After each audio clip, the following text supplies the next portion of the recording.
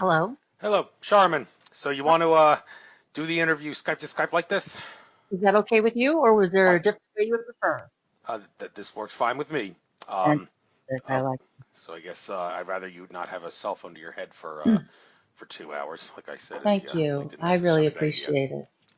Yes, Well, they drop out, and it's a nightmare. it is indeed. So Right. let me make sure that yes, it is recording on my Skype recorder, and well, I guess I'll start the show. 5, 4, 3, 2, 1. Okay, Sharmin Eslynne Smith. Glad to have you on. I'm so glad I'm doing a show now. It seems like forever since I've done one. It seems you're not the first Wednesday guest recently who's had to postpone a Wednesday show, and I'm going to be going to my third conference in as many weeks this upcoming weekend, so I haven't been able to do a Friday show for a while. So, fans, relax. Getting a show back on the air. A lot of my shows seem to be of a spiritual nature, but this is going to be a lot more down to earth and political. Yes, how appropriate on this day of a new moon, day after election day, Hmm. where we're talking about new change in the in well, I don't know to make sense of the word change in politics, because that's word seems to be thrown around a lot and not for the best ways. I'm sure that you are going to be different if you get into that infamous dare I use the word infamous White House, but you are a 2020 Democratic Party presidential candidate. That's what this is all about. And you have a interesting story. I was reading your profile again just now to help prep for this, but I guess starting off, um, well, you had some shocking experiences. You have, I think you said you have PTSD and were a victim of pedophilia type stuff. And I have the listener's attention for sure. For So, sure. Everyone's paying attention now. okay, so tell us what happened to you, and please don't feel uncomfortable talking about the bad things. We need to get this stuff out. Even though nowadays it's more positive, this we have to get a little negative now, or else we're not going to have much of an interview here to talk about what we need to do to fix the problems from a political standpoint. A lot of my listeners aren't political, but I'm going to hopefully change that. We need to get maybe a little more political, even if it doesn't seem to resonate with the spiritual nature. So, all right, I'm back for long Well, enough. You can tell your life story now on all the bad things and how you got to see what you did and why you want to be president. You got the floor. okay. I appreciate it because our spiritual community is extremely important, and we can't win without them. And in recent days, I've been seeing a lot of posts because I am part of the spiritual as opposed to religious community. And I have been seeing a lot of posts where spiritual people are encouraging other spiritual people not to vote because you're just giving into the system and it's corrupt and it can't be changed. And it is my personal mission to try to change the spiritual people's opinion about that. At one point in time, I was referring to the non-voters as hot voters. They didn't like Hillary, they didn't like Obama, they didn't like Trump, they don't show up for nothing. But in the last couple of days, I've come to realize that it might be my spiritual peeps leaving us behind. And I want to take an opportunity really to talk about that and help connect the dots for everybody because, us light workers are here for a reason, even if it's tough. And times are tough. We've all come here now for this purpose. I've heard it said that so many people came now during this time because they're prepping to see a major show. And I want to put on the hottest show anyone's ever seen for the next 2 years. You don't beat Trump by playing his game or acting like a polished politician. And I was born for this. I can guarantee you I was prepped for this long before I came. My name is Sharmin Smith, and Eslynne will make sense later. It's the pen name that I published my book under. So Charmin, just like the toilet paper, only with an S. I am smarter, I am stronger, I smell better than the TP, and I will clean up DC. We don't need just any old TP and DC. We need Charmin. Trump Pence, Trump Putin. It seems to be, reversible, really. And it really just spreads the mess around. We need someone who's more reliable to step in and clean this mess up. And as a mom, cleaning up messes is one of my specialties. 5 kids total. My husband and I are on our second marriage, both of us. We have his, hers, and ours. We're a blended family. He has two from his first. I have one from mine. We have two together. We are a military family. He and I are both Navy brats. I was born in Newport, Rhode Island. I just had my birthday, November the 1st, All Saints Day, 1975. For you astrology lovers who've just been dying to get your hands on a politician's time of birth so that you can do their full chart, you've got all the information you need now because I was born at 1:07 p.m. Eastern Standard Time. So please feel free to check that out against whatever information you have with Trump and share your opinion of what I will be like as a political candidate with your fellow spiritual friends. Yeah, you're more than welcome to do my numerology too. I got some fun connections for you later with that as well. As I said, my story started long before I got here. You can hear more about me on my radio channel. I'm just going to take a quick plug here on bbsradio.com/Taming the Titta. The name of my book is Taming the Titta. You can find it on Amazon or any online realtor. You can get it for free on Kindle Unlimited. So Titta is a Hawaiian word for an aggressive female personality that will fight you. Shakespeare may have proven that he could tame a shrew, but I'd like to think that I proved that you don't tame a titta tames you. And so again, my story starts long before I even get here. And last week for my birthday, I shared the song that I was named after. And it's from the 60s called Don't Squeeze My Charmin by Charlie Walker. It's a country western song, and it's just itching for a remake, just as cute as it could be. It's going to be fantastic on the campaign trail. And my daddy decided as soon as he heard that song that if he ever had a daughter, he wanted her to be just like that. Whoever the chick was in this song, she was it, whatever it was. And if he ever had a daughter, he wanted her to be like that. So I didn't come along for many years, and Charmin toilet paper was a thing. Mr. Whipple was everywhere, and I'm pretty sure the Don't Squeeze My Charmin line came from the toilet paper commercials for the song. I think it is honestly possible that this was a joke song that my dad just, he had one of those sense of humors. Funny guy he is. He So there was an opportunity. My mom begged for him not to name me Charmin. Her name was Elsie, and she grew up out west, and Borden milk was a thing, and she was called Elsie the Borden cow every day of her life. She despised it. She begged him not to name me Charmin. He insisted on either naming me Charmin or naming me after his high school sweetheart, Venus. And my mother absolutely was not tolerating that nonsense, and she convinced him to at least spell my name with an S instead of a C. And that's probably going to really work out for me with trademark issues, because if you haven't heard the latest Charmin toilet paper commercial, it is a song and it's a new little jingle and it's super cute. It definitely put what was it? A Charmin booty smile on my face from cheek to cheek. It was a delight. I laughed the whole time. It was hilarious. But as you can imagine, when I was growing up, Charmin was a tough name.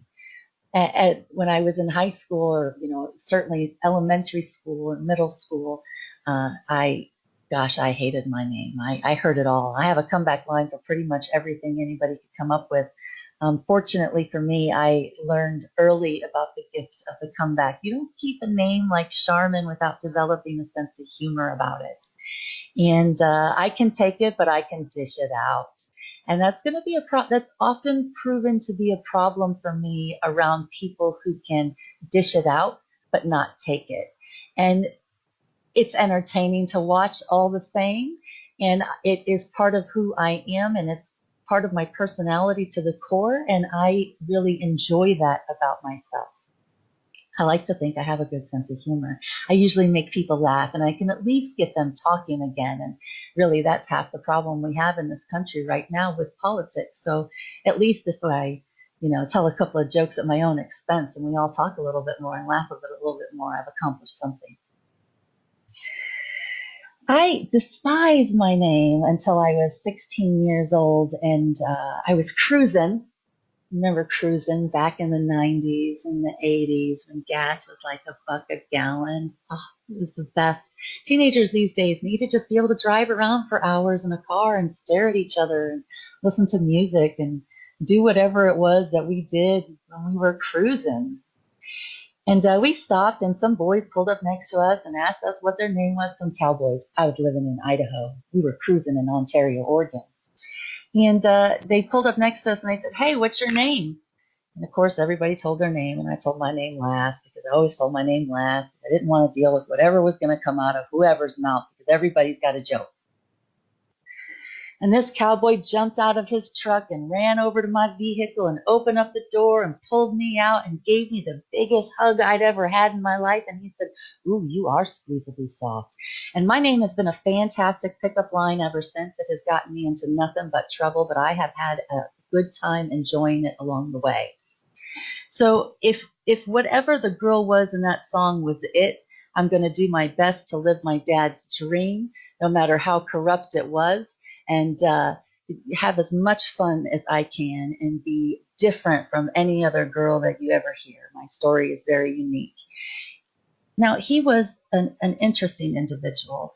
I was born at a Navy base in Newport, Rhode Island during the bicentennial anniversary of the Navy and of our country. There was a huge event where England and the U.S. were together, and they sailed tall ships over in commemoration of our 200-year anniversary. And my dad rode those tall ships, and it was a wonderful moment in our nation's history that I feel personally very connected to, and it all comes together with my story. But my parents, my dad retired out of Great Lakes in 1980 as a company commander pushing recruits through boot camp. I was raised in boot camp. For many years, it was a very strict environment in my house. My parents were violent, abusive, alcoholic pedophiles. And it is easy to say that I was raised in what is easily one of the worst homes. My mother was very open with me that she did not want me, and that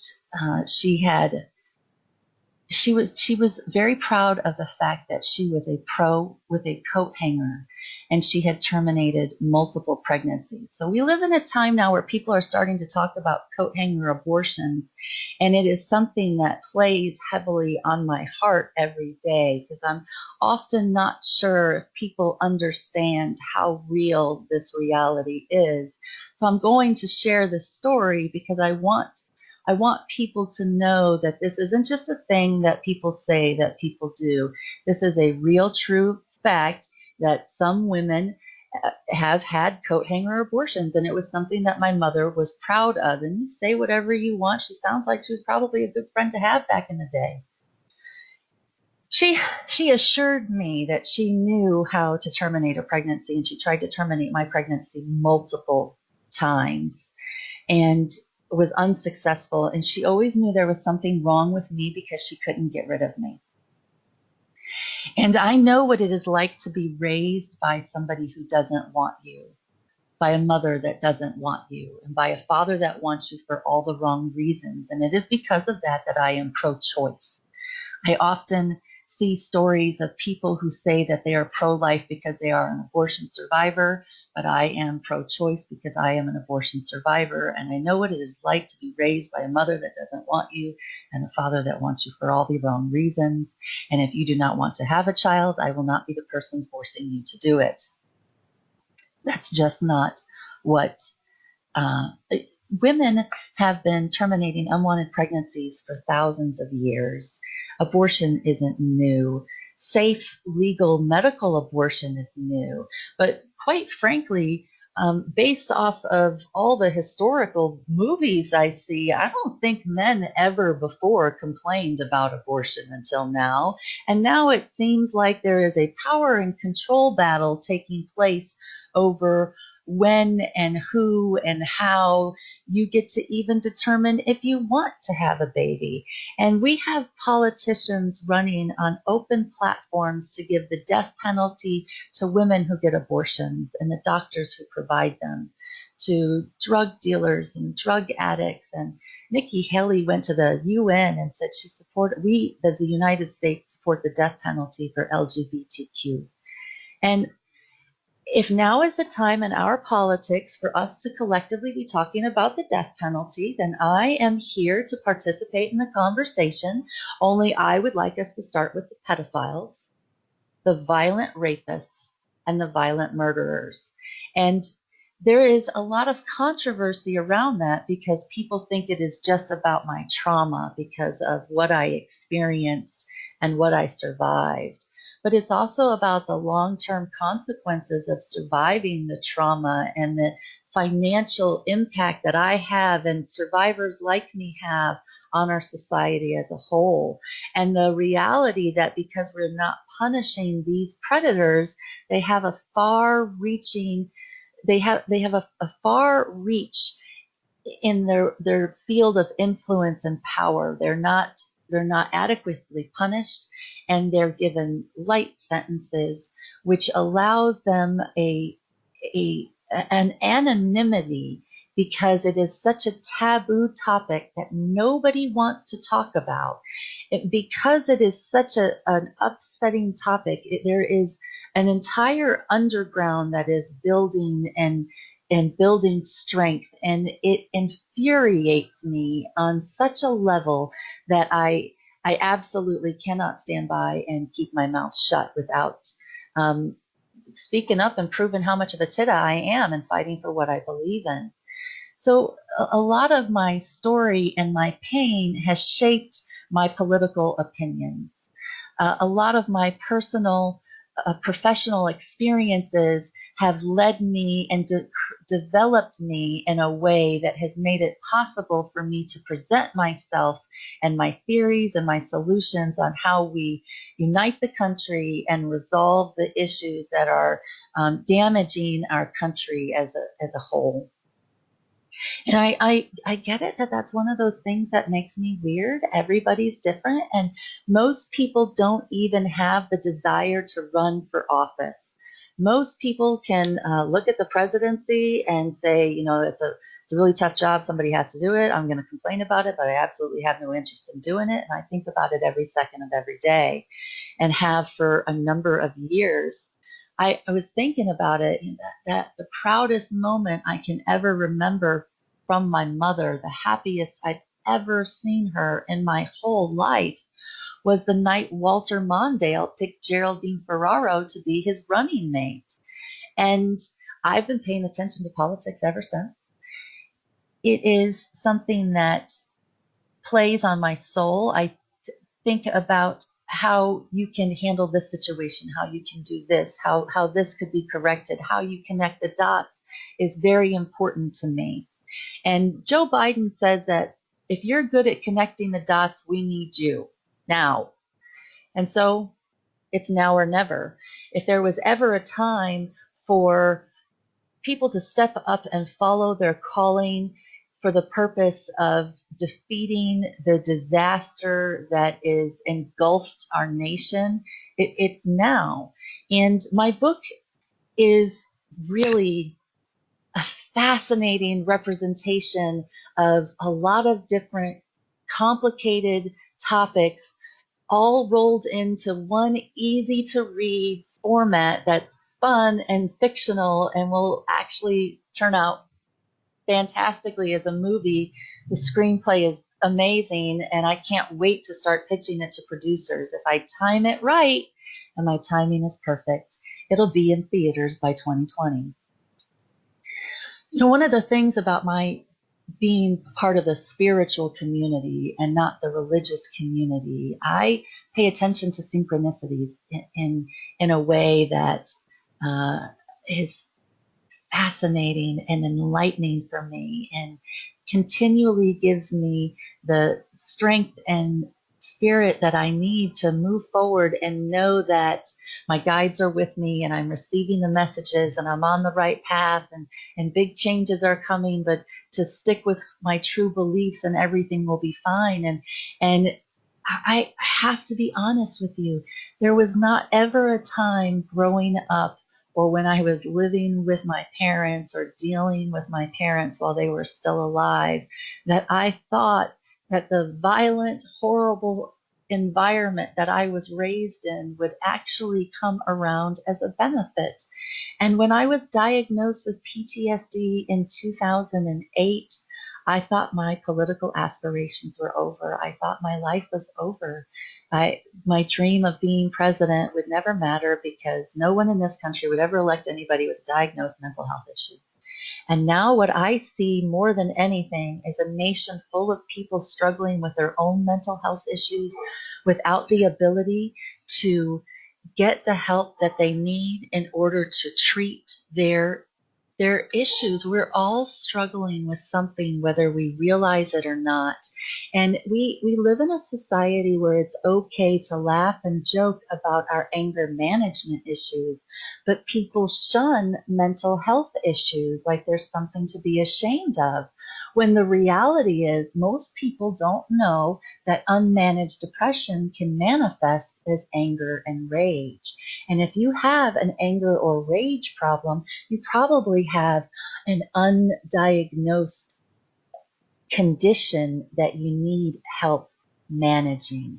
And there's nothing wrong with identifying that you've been through some stuff and one of the things we joke about is that what doesn't kill us makes us stronger. Ha ha ha ha. But what doesn't kill us gives us some really unhealthy coping mechanisms. And identifying that we have a problem is the first step towards creating a solution and overcoming the things that trigger you and get you upset, because we all get triggered. We all have baggage. It's just how we manage it that makes a difference. And acknowledging that we have an issue is really important. And it is also acknowledging how you manage other people's issues as you identify them. And the reality is there's so much fear around the anger around people with mental health conditions getting access to guns because they're dangerous. And that is a legitimate concern that we should all be talking about. But 95% of people with diagnosed mental health conditions are not dangerous to other people. Sometimes they're dangerous to themselves, and they definitely don't need access to guns or other weapons. And the way you monitor their behaviors when they get triggered and they get upset, whether they realize they have an issue or not, how we deal with each other is extremely important. And what I look around with today, I see just, tons of people everywhere struggling with the same issues that I've been trying to address and develop better techniques for myself for the last decade, almost 2 decades now. And in order for our country to heal, we're going to need someone that has identified their demons, their weak points, their issues, and come up with a strategy to manage them and work through them and around them. Because at the top, from the presidential perspective, I hear this phrase about the healer in chief, the need for a healer in chief. And that is going to have to be somebody who has taken the time to heal their own issues so that they know how to handle traumatic things when they come up. A lot of people tend to distract themselves from painful issues, and they pick unhealthy distraction techniques in order to draw the attention away from whatever is upsetting. But in the process, it just creates a vicious cycle that doesn't allow for healing. And the important thing is to identify the cycle in order to break the cycle. And until you you share the trigger points or the red flags. And until you are willing to acknowledge them and identify them on your own, we're all going to, you're going to continue to struggle. A lot of this, people talk about mindfulness and breathing techniques and how you get through upset and angry moments. We use it for the purpose of talking about triggered events for people who have PTSD. But just because you haven't been diagnosed with PTSD doesn't necessarily mean you're not experiencing the symptoms of a trauma that you survived previously in your life. A lot of what I do is dispel myths and clear up misconceptions. And there is a very common misconception about PTSD that it is only soldiers who get it. And post-traumatic stress disorder is a psychological condition that can happen within the brain of any human being, no matter whether they're military, first responders, uh, somebody coming from a war-torn country, adult survivors of childhood sexual abuse, accident survivors, robbery survivors. There is a long list of traumatic events that can cause any one of us to experience PTSD. And it, what they're learning is the environment that you were raised in as a young child impacts your long-term ability to manage stressors. And I know there's a lot of studies out there. People want to talk about how we should be raising our kids. And I certainly dove right into it with the book because I knew it was something I had to address. But there is a lot to be said for creating a child that isn't broken and doesn't need to be repaired, rather than trying to repair a broken adult from a childhood that should have been better. And one of those big misconceptions about military having the PTSD is the truth is over 50% of the people who are diagnosed with PTSD have it because they were sexually assaulted as children. That's more than military and police and all first responders combined. We are the silent majority in this country. We don't talk about it. We have been victim shamed into silence for centuries with another myth that I'm going to dispel for you in just a moment. But I want to unpack this because every time it comes up, there's such a good response from people who hear the message straight to their heart. So I want to make sure that I share it with you today. You know, my spiritual people are always looking for ways to heal their broken heart and to help others heal their broken hearts as well. And the reality that we deal with today, the statistics that we have available, indicates that 1 in 4 girls and 1 in 6 boys will be sexually assaulted before they turn 18. And that is a awful estimate because this is the most widely underreported crime in history. The people who come forward, the percentage is so small. The people who are convicted, the percentage is so small. It is impossible to quantify how many survivors of childhood sexual abuse there are in this country, on this planet, throughout humanity. Now, the myth that I want to dispel is something that I heard growing up my whole life, and it kept my mouth shut. Whenever somebody would talk about, whenever somebody would talk about someone getting sexually abused or a pedophile being convicted, someone would always say, well, was he abused as a child? You know, if they were abused as a child, they're going to grow up and become an abuser.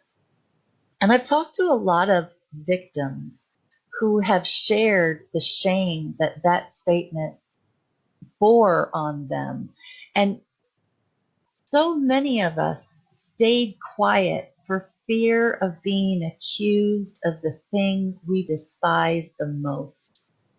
And that is a form of victim blaming. That is a form of victim shaming. It's been around probably since the Romans because they were notorious pedophiles.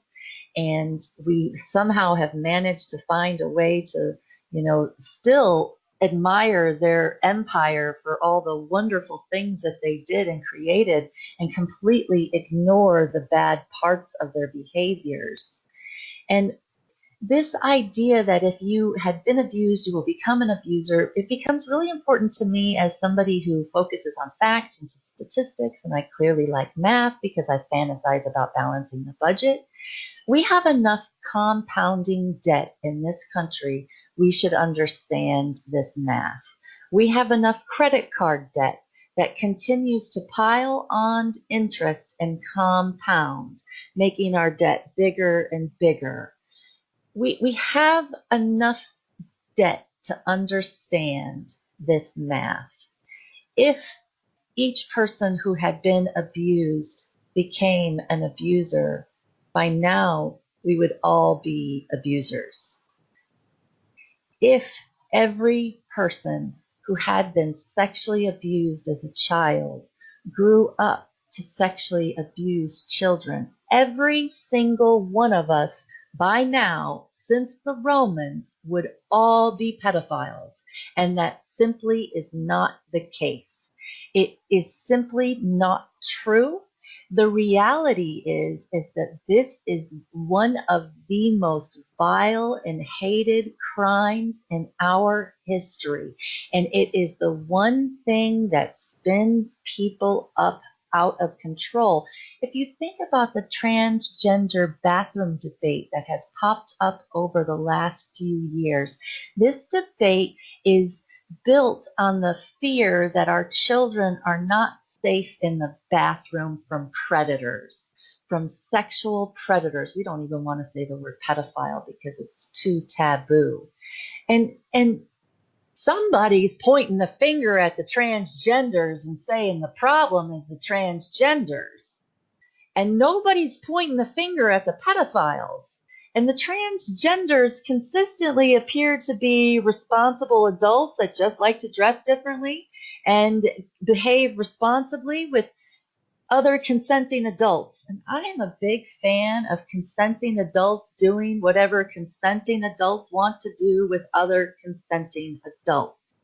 But whenever an adult tries to normalize relations with a child, it is when we should all step up and say no. And one of the things, because of my trauma, it makes me unique to, it makes me sensitive to, I am often thinking of how we stop this vicious cycle of abuse, because we have these predators who lurk within our circles of trust and we don't know they're a problem. And we see it consistently in the news. It's terrifying. These predators pop up in McDonald's bathrooms. They drive school buses. They're coaches. They're doctors. They're lawyers. They're mayors. They're judges. They're they're pretty good about finding themselves in positions of power and influence that allow them access to children. It's terrifying. Every year we have stories about teachers who are having inappropriate relations with students, and now we have a new environment where we are arming teachers, and it is absolutely a problem for me. I do not want to see a situation where we have heavily armed pedophiles and rapists just running around, open carrying and stuff. That doesn't work for me. I don't like that at all. I'm a big fan of suspending open carry altogether. The cops are terrified because they can't tell if somebody even has a gun or a toy. To be honest with you, we really, if you're not licensed to carry a gun in public, you shouldn't be walking around open carrying a gun. We as a society suffer from a massive form of PTSD, and every time there's another shooting, everybody is triggered, and it is unhealthy for us. We can't heal from this problem until we establish some boundaries. And I know that these things aren't things that most people want to talk about, and I really appreciate you giving me the opportunity to share this with you, because I do believe that until we talk about it and shine a light in the darkest corners of our society, we're not going to be able to stop this problem. But if all of us work together, or at least most of us work together, we can resolve this issue in our lifetime. And I'm not talking about our kids' lifetime. I'm talking about my lifetime. And I'm on the downhill slide, and I'm not leaving this mess for my kids or for my grandkids. I'm going to clean this up before I go, because I'm Sharmin and that's what I do. Well, that's great, but sorry, I wasn't sure how long you wanted to let me talk. well, it's a rare gem to have a guest who can keep going like this and give me a break from babbling away to piss off the listeners. I'm just screwing around there. But anyhow, one thing that I can't Fantastic. screw around with is okay, a lot of people are going to take what you just said about guns out of context and They assert are. that you're anti Second Amendment. And by the way, bear arms, the word bear does imply closed carry is allowed. And so you said you're against that, but But not closed carry. I think concealed carry is that's what I meant. perfectly fine. I think everybody at this point in time needs to be concealed carry. I don't think there's anything wrong for temporarily suspending open carry. It's controversial. I know people are going to complain about it. It's a topic for us to discuss openly and have a reasonable conversation about. I'm not saying let's take all your guns away. I'm just saying don't walk around in public with them for a while. Yeah, well, like I said, bear arms does imply open and concealed, but that's Well, okay.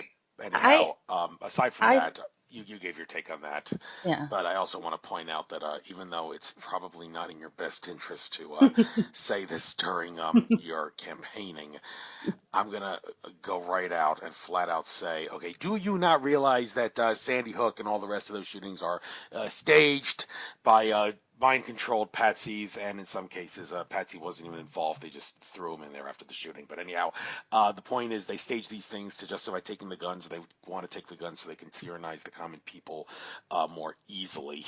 And one would say if everybody in the public had a gun, there's no way the government is going to try to come out and get them, because everybody's protected with one, and well, they could try to kill us all at once with their atomic weapons, but why would they do that? They want to keep us in line so they can take advantage of us for their benefit. But anyhow, the point Do is you that remember Ruby Ridge?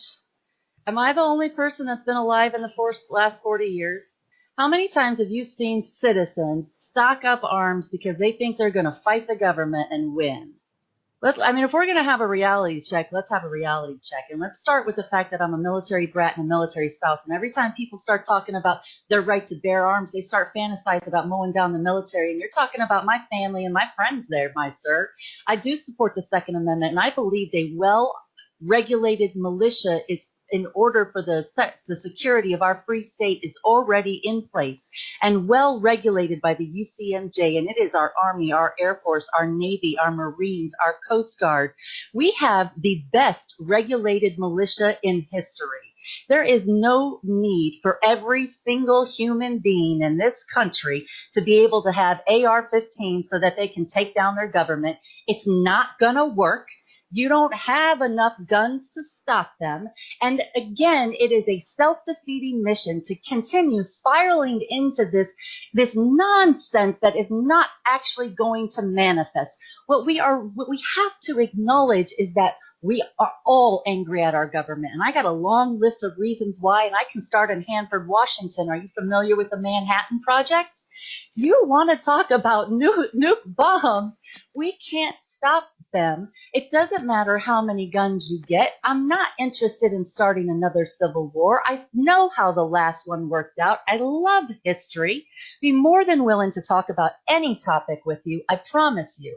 But we have to do something in this country to calm the nonsense and to stop people before they just go shoot up another church, shoot up another movie theater, destroy another concert or a grocery store or a school or whatever it is that these people think is actually taking place. We need to stop the shooting. There's too much shooting taking place. And I think suspending open carry right now is a fantastic place to start. Don't think I need to discuss any further because you've spoken it pretty well there. But okay, moving on to some other stuff here. One thing that kind of jumped out at me in your on your website before we end the show, by the way, plug all your sites and all your Facebook Oh, pages. yeah. But yeah, okay. Thank you. But anyhow, about the minimum wage thing. If you're actually planning to get the minimum wage up to $15 an hour It's from not economics. 15. Did you read my website? I'm not even talking about 15. Okay, no, I you're don't not. think 15's enough. You don't think 15 is okay? Well, if you don't think 15 is enough, then well, some would say, well, then you're even more out of your mind than the people that want $15. Do you know how to drain a Dollars. swamp? How do you drain a swamp? So Trump said that he's going to drain the swamp, right? And so one of the topics that I address in my book, and let me just go ahead and say that I self-published the book 6 months before Trump announced his campaign. A lot of what I wrote played out in real life. I've always had a reputation for knowing things I couldn't possibly know, and this book is 400 pages of proof. It's literally like having the antidote for every disease Trump gave us. So in my book, I use a Duck Dynasty reference to explain the importance of income fluidity for the economy. And I didn't realize how important it would be to actually explain how to drain a swamp to somebody. So there's a Duck Dynasty episode where, Cy and Phil are driving around the property and they're prepping for some hunting season that's coming up, and they're going down to check out a portion of the land that they intend to hunt this year. And it's all, when they get there, it's all swampy. It's full of water. They can't get there. It's a swamp. They don't know what happened. They don't know where the water came from. They don't know what's going on. So they turn around, they drive back down the road, and they go down a ways to the riverbed, and they discover the riverbed's dry. So they walk up the riverbed, and finally they come up to a dam with just a little bit of water trickling out of it. And they realize they got themselves a problem. They got beavers. And the beavers have dammed up the river. And the only thing that's getting down below is just a little trickle. And everything down below dried out and died. And they knew how to drain a swamp. You blow up the beaver's dam. They killed the beavers. I'm not suggesting we kill the 1%, though in the past this issue has been resolved with pitchforks and torches. What we need to do is find ways to poke holes in the dam. I don't think we can blow it up, but I do think we can poke some holes in it. And changing our wages and changing our taxes is an absolute best way to start poking holes in the dam that has trapped all the income fluidity with the 1% and drowned it out and starved out everything down below, all of us 99 percenters. Well, let me just hold you up right there. The issue about raising the minimum wage is the more money you are going to be giving people, the less people you're going to be able to hire, which means greater unemployment. And not only that, regardless of how much you make on the job, can easily make the claim that the 9 to 5 way of living is totally unnecessary for humanity to make a living, considering a very significant percentage of people in 9 to 5 jobs only spend 3 of those 8 hours actually doing work. So, do you know anybody who works a 9 to 5 job? Do you know anybody who works 35 hours a week and can survive on it? Yes, but I mean, really? Because those aren't minimum wage people. Those aren't the people who are getting minimum wage. Those people who can survive on 35 hours a week. They've got a nice, cushy salary job with a company that offers them perks and benefits, probably and even a 401k. The people who get minimum wage are working 3 jobs just to be able to survive. Heaven forbid they could just have one. There's nothing wrong with the concept that the person who serves you food through drive-through can afford a place to sleep at night. There's nothing wrong with them having health care. I still want somebody at the grocery store to check out my stuff for me because I am the world's worst scanner. I promise you, I was the worst cashier Kroger ever hired. They make it look so easy. It is not in my skill set. I will not self-checkout. There's absolutely no reason why these huge corporations can dam up the money for themselves. Our tax money, they're stealing from us by charging such low wages that all of us have to pay to feed the people they won't care about.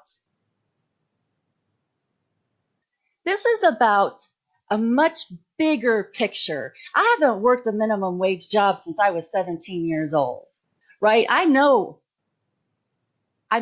remember when the last time was I only worked 35 hours a week. I got to be honest with you. As soon as somebody gave me a salary job, they just expected free overtime out of me. I don't know anybody who works 35 hours a week. I don't know anybody with a cushy salary job who's only putting in 35 hours a week at a 9 to 5. I got to be 100% honest with you. Americans are workaholics, and we shouldn't have to work 90 hours a week just to live. Well, yes, there's no question about that. But another issue about if everybody had like $1 million, anybody who understands how economics works, the money wouldn't be worth it as much. It would be essentially valueless because so much money go around it. The more money that it decreases in value. So that's another issue, like giving It almost taking.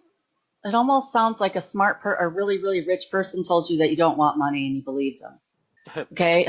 You No, still want the $1 million, I promise you. Okay. It will still be worth $1 million. And it is easier to cry in a Mercedes than it is on a bike. You know, well, that was Dean Clifford who I, said that. He was the one who said was going against the one people's public trust, which, well, aside from only getting people locked up in the slammer with pointless Freeman on the land arguments at trial, they also claimed that by foreclosing on the government, everybody in society would get would become a multimillionaire. And Dean Clifford, he was like, well. Someone that doesn't understand how economics works would say that, but those who do no. would say everybody, the money wouldn't be worth anything because there's too much of it. So that Yeah. that would be not the Do way you to. think there will ever be a time where we will have too much money? Ever? Well, Really? the I mean, idea. honestly, Well, really? are you by any chance listening to anything about white hats behind the scenes trying to make a currency reset around the world where the country's currencies are backed by gold and silver, and hopefully that will transition and maybe eventually after 15 to 20 years or so, no money at all. It's Look, just a I'm a stepping big stone. fan of modern monetary theory. We don't go by the gold standard. We changed our monetary theory before I was born. I'm a big fan of modern monetary theory. I'm not interested in switching back to the gold standard. It'll be a hot mess for everybody. No, crazy. If you understand economy, if you understand the economics of the nation, if you understand people's budgets and how the money works, the idea that we would change everybody and throw it into chaos is is beyond nuclear. It is not something I would ever embrace, certainly not in this country, certainly not at this time in our country. The last thing we need is to throw another stick on the fire. When you talk about healing, people always want to talk about change and how you change this and change that, and they start to recreate the wheel. And when you come into a broken department and you have to reanalyze what is wrong, you don't recreate the wheel. You fix the problems, you tweak the system, you turn it into a finely oiled machine so that it works appropriately.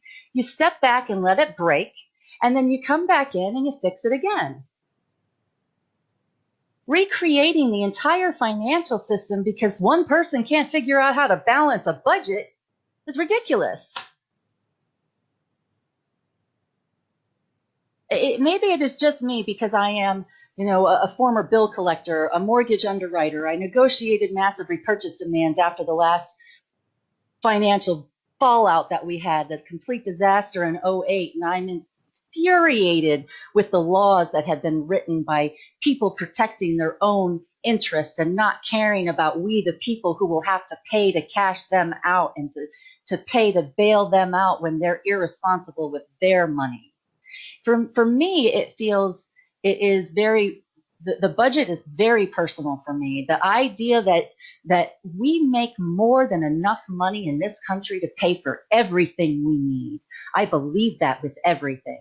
And I don't have time to fix this and change to the gold standard too. No. Crazy. Yeah, and some say using money is crazy. I'm not going to get into the field of extraterrestrials, but Alex Collar's been saying for years we're the only civilization that he knows of in the galaxy that uses money. But I that's way believe out of it. the I orbit they believe sent it that. to. Okay. I believe that. Like, if there are aliens out there, and I'm sure there are, they don't make contact with us because we are violent and they're terrified of us. They're smart. Right, they are. Right. But how many people are going to take what you just said out of context and say, "Don't vote for this lady; she believes in aliens"? Well, I okay, know. but that's I'm on a okay. That's spiritual okay. channel, dude. I was winging Don't it worry about that. anyways. I've been waiting for a politician who wants to expose the extraterrestrial cover-up. So, Well, I mean, what is this about the invisible planes with Trump? I've got the craziest story from that week. It's just the weirdest stuff always happens to me, and I have the most insane technology issues and the synchronicities from the universe. Things happen to me, and it's fascinating and it's terrifying and it's exhilarating, and I'm just following the message. And even if it leads me to some, out there people, everybody votes. Come over here, talk to me, check out my stuff. I'm good with numbers. You want me to do the budget? I'm the cheapest broad on the planet, I promise. Okay. Okay. But moving on, we got to talk to some other stuff about what you want to do dealing with economics and whatnot. Little thing here on Wall Street, and you seem to be really ticked off about the whole issue dealing with derivatives, which is something that nobody seems to understand what they actually are. I mean, going back to my interview with Karen Mutton from Down Under, on that show, I remember I wanted to talk about that thing like the first thing, and I read out of David Icke's book, The Perception Deception. What he writes, it explains what derivative is, and I said a lot of people would hear that and say, okay, what does that mean in American, or Karen Mutton's case, what does that mean in Australian? Because it's very complicated to try to understand what derivatives are. Some people try to simplify it like Winston Shroud, and he's probably going to be going to jail for 10 years on November 25th. And you don't want to talk about that whole can of worms, but anyhow, he's tried to explain when I interviewed him several years ago that a derivative is what takes the value of reality out of harmony. If there were no derivatives, the value of everything and the amount of like money that would out there could equal could be in harmony. But with derivatives, that it takes it out of that. That even that's complicated to understand. But Karen Mutton did try to explain that derivatives, when it comes down to it, are bets on the future. Well, still it's kind of complex. So I want you to I like my maybe try to explanation explain it. better. Okay, well by all means explain it, and why is it So, such a problem? How do we deal with it? so it's important for you to understand when it was explained to me too, right? So it was 2008. I was knee deep in mortgage-backed security repurchase demands, and it was a fraud disaster everywhere across the country. And the company I was working for was purchased by Deutsche Bank, and the derivatives group moved in right next door to me, and they were just the happiest group of people I had ever seen. And because we were living literally, like we were living rough in that portion of time in financial services. It was like hell, right? We survived it. And then these derivative people were so happy, and I couldn't get anybody to explain what a derivative was to me. And finally, I got the VP to explain it to me. And he said, a derivative, if it seems like it shouldn't work, it will. If it seems like it's wrong, it's right. If it seems like it should be illegal, it's not. And he laughed, and I did not laugh. The idea that you can't explain it, you can't understand it, it doesn't make sense, and it probably ought to be illegal just infuriated me. And especially when it was such a somber time for mortgages, where people were losing their homes and people were losing their jobs. It was, you don't lose your home because you made a bad, irresponsible decision one weekend. It's usually a significant qualifying event that causes someone to get so far behind that they lose their home. And as you talk to the people who are going through these times, you develop a sympathy and a compassion for them, and you care about them as humans. And I didn't see any of that taking place over in derivatives, and it really concerned me about the future. The reality is that derivatives is an underground economy that is bigger than our economy. And when it goes bust, it will make 2008 look like child's play. I was angry the first time I heard Hillary Clinton she blamed the 2008 collapse on derivatives. But I thought, oh, Hillary Clinton's in bed with Wall Street, so of course she blamed 2008 on derivatives. They're building up derivatives for another bust so that they can blame it on derivatives. But when Elizabeth Warren blamed 2008 on derivatives, it just absolutely infuriated me because I expected better than that from Elizabeth Warren, and I became concerned that maybe she didn't understand complex financial transactions the way she needed to either. And then Goldman Sachs wrote their own bill protecting themselves, guaranteeing themselves a bailout, and protecting everyone involved from jail time in the event that derivatives blow, because that bubble is going to pop and it's going to hurt worse than anything we have experienced to date. And the idea that they know it's coming and they're just waiting until it happens because they've already given themselves a get out of jail free card just doesn't work for me. Okay, could you perhaps make sense of the one mathematical thing behind derivatives? How Alex Jones had explained many times. Love, hate Alex Jones. That don't want to get into whether you love or hate him. It's not the No. point. The point is, oh, you don't. Okay, you find him utterly appalling, I'm sure. Okay, but anyhow, he's tried to talk about how derivatives are the real debt problem. How exactly does it work that if you like our national debt is said to be, I don't know, maybe about 65 trillion right now, but if you include Oh, derivatives, God. it's more like 3 quadrillion. How exactly does the derivatives make it multi trillion? What's the science behind how that works? The derivative put it in the multi I'm not going to quadrillions. do the number. I'm not going to do numbers because I don't have the numbers. If you want me to explain how it works and give it as a comparison to our economy and to our national debt, I think it's important to remember that our national debt is different than the way Wall Street gambles. Okay, first of all, let's accept a reality check that just because Wall Street's gambling on derivatives, that shouldn't impact our national debt. Like, that's the number one connection that I think all of us need to make. Just because, every financial company out there has got $68 gazillion tied up in derivatives, that should be their problem, not our problem.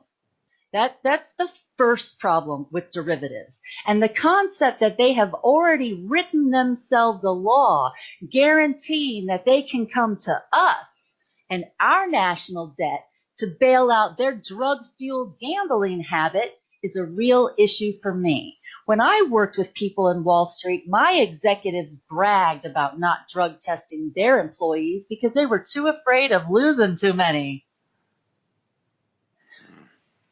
Now, I don't know how you feel about your money, but I'm funny about my money, and I'm real particular about who I let play with it.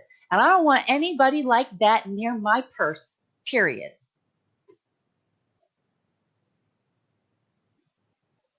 Well, neither do I. And I don't think gambling most is people in the country do. yes, and well, some people are good at disciplining themselves, and some aren't. I just got back from Laughlin, Nevada for a conference. Went to and from Las Vegas for that to fly in and out, and I didn't lay hands on a single slot machine or card table because I could discipline myself not to gamble.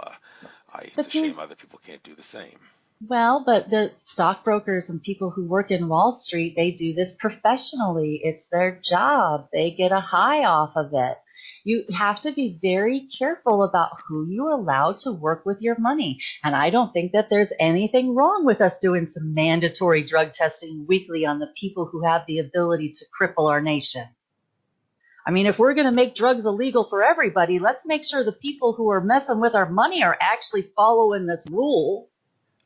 Okay, okay, but aside from the whether or not about drug testing, one thing about laws like this that I need to ask you about to get your take on how you understand what law is and what it's not. The thing is, the only things in America that deserve to be construed as laws, and this isn't me talking, this is a Rule of Law Radio co-host Eddie Craig talking. The federal constitution, the 50 state constitutions, and the bills that are legally and properly, emphasis on legally and properly, signed into law by state governors are the only three things that can be classified in this country as law. Statutes, codes, and ordinances, and even case law are what someone in government considers to be public policy and is not legally binding upon anyone in the general public. And to see when you look at the statutes and codes that you can determine that all the crimes in those things are written in a commercial specific capacity where if you're not doing any harm to anyone or anybody, nobody in government has authority to charge you with a crime or punish you. It's only when you're acting in a commercial capacity that they have regulatory authority by virtue of the fact that where there's commerce and law, there's a contract, therefore giving the need for a third party to intervene and lay down the law in the event of a contract or law violation. Then and only then do they have authority to regulate you. So if you understand that all these drug laws and crimes where there is no harm or intent to cause harm to another person or property, either negligence or deliberate intent, all these people are getting convicted even though they did no harm or intended to do no harm because they don't realize that they are acknowledging or failing to disavow the fact that they are claimed to commit some sort of a commercial infraction.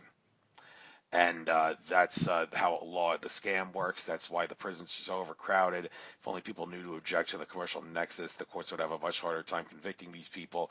And the fact that we cannot delegate authority to our representatives in government that we don't have authority to do something that the government, no matter how big it is, doesn't have authority to do the same thing. So that is also the proof: do no harm, do no crime. And someone who just does all the drugs they want without harming anyone else cannot be charged with a crime. This is different from private contracts, like maybe what you're talking about with signing for a company and they insist on testing, regardless of whether or not the substance is illegal or illegal. That's different. This Well, is what the there's law a actually is. And strategy okay, behind everything I do, right? okay. There's a method to my madness. I know I'm picking a big battle over drugs. I know I'm picking a big battle with Wall Street. Who would you rather fight, Big Pharma or Wall Street? Good question. I don't I It's hard don't to. know the answer to that question, so I'll be honest with you. I'd rather pit them against each other and fight whoever wins. How do you do that? Mandatory drug testing of everybody on Wall Street. Okay, okay. Yeah, that's different from. I play connect the dots a little different than most people do. I fully support the legalization of drugs in their natural form. And I'm not just talking about marijuana, right? One of the reality checks that I've had through the years of watching politicians um, play their game, I really enjoyed Mitch McConnell's election a couple of years ago. It was a master class in politics. And I have been paying attention ever since. And if you really want to talk about legalizing drugs, you don't just talk about marijuana. You have to talk about cocaine and you have to talk about mushrooms. You don't get to do one. There's no way the coke snorters are going to allow potheads to get theirs and they're going to miss out on theirs. It's just not going to happen. If you want to talk about legalizing drugs, you got to talk about legalizing the drugs that everybody wants to do. And that gets very complicated. And while you may support legalization, while you may support taxation, while you may support medical for whatever purposes, there's a way that it should all be handled. If it is for medical purposes, you've been prescribed it by a doctor for medical purposes, your insurance should cover it. It is ridiculous that we have people who are on Social Security disability because they have cancer and they're paying $300 a month for vaporizable marijuana because the state won't allow someone to smoke. There are so many different aspects to this issue. I have taken the perspective that you're not going to be able to beat it head on. There's some things that you have to do in a roundabout way. Well, by all means, talk about how you're going to do it when you're out campaigning. But switching gears, um, okay, one question I'm sure a lot of people are wondering. Okay, why the Democratic Party? Is it just one of those? It had to be a party, and I just picked that one. Or is there a reason behind it? My understanding of the main difference between Democratic and Republican Party, the Democrat. This is what the founding fathers wanted. I guess originally wanted to be like. Democratic Party believes in help the government helping people, but not getting involved in ways that they're not supposed to. The Republican Party believes total government hands off for the most part.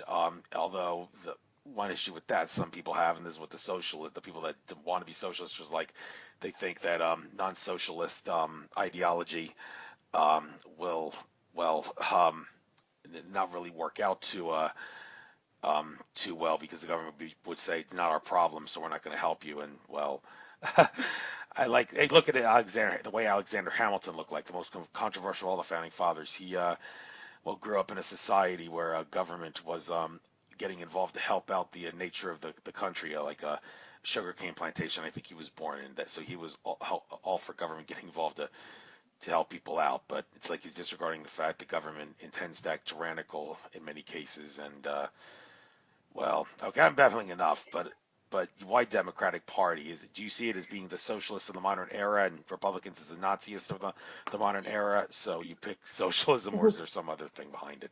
It would be so easy if it were just like that, right? Mm. No, one of the things that I definitely learned with my write-in campaign in 2016 is that while our system is designed where a write-in candidate could win the the presidency, it's just impossible. And there is only two ways to win the presidency, and that is through the Electoral College and receiving votes from the DNC and the RNC. You either get the DNC nomination or you get the RNC nomination because only those two candidates are entitled to electoral votes. Donald Trump has already filed his paperwork. He's already fundraising. He's already openly campaigning. I have no reason to doubt that the RNC will give him their nomination. That leaves the only nomination and the only way to even try to win through the DNC. All right, but why the president of the United States? I mean, uh, here's what the president is basically supposed to do: be nothing more than the commander in chief of the military, and act. And also, when it comes to passing laws, be the one to keep the Senate and the Republicans in check as a quarterback to lead the team in the event of passing out the law, saying this is the way to go, this is not the go, to make it sure that no full party has complete control. But then again, there's the ability for them to override the presidential veto to keep it from being a full dictatorship. But it's all designed to check and balance. It's supposed to check and balance the other two branches of government, acting as a quarterback but not a dictator. And that and commander in chief is all the president is supposed to do. They are not supposed to be able to sign any sort of an executive order that applies outside the executive branch of government. That's the way it's supposed to be. That's the way it was intended to be. So, do you want to have that? Are you going to be able to, dare I say, stay within those limits, or and was there any other way of that you? Well, so that there's like two situations in this So let me answer the last one first. Okay. We had ideas about what the powers of the presidency were before Donald Trump, and our opinions are changing rapidly now because the president seems to have way more power than we thought he had. So there is a lot to be said for knowing who you're electing, right? And the presidency was meant to be a certain way, but there has been a reality that has presented itself and evolved through these last few hundred years. And they have been able to prove that there is a genetic connection to the presidency. All the presidents are related to King John, Plantagenet, Lackland, whatever you want to call them, medieval feudalism from 800 years ago. And it is fascinating when you know how you're related to history and you start to understand it. The Oprah was so smart when she said she didn't have the DNA for the job because there is a genetic connection to it. Most people are not interested in this job. The desire to run doesn't bubble up in everyone, and there is a lot to be said for someone who has that ambition and that dream. But it is whether or not you have the DNA to pull it off.